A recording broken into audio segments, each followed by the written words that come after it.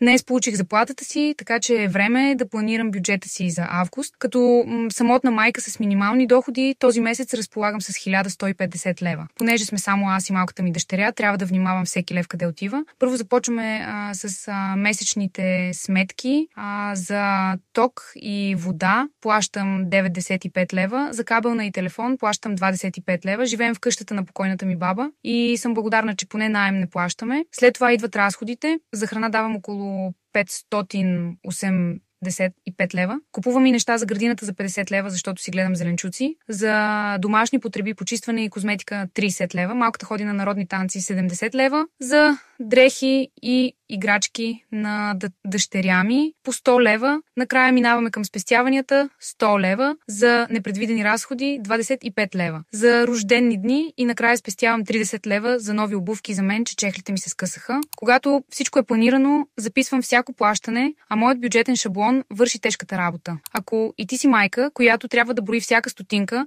за да стигне до края на месеца, остави коментар и ще ти изпратя линк към шаблона.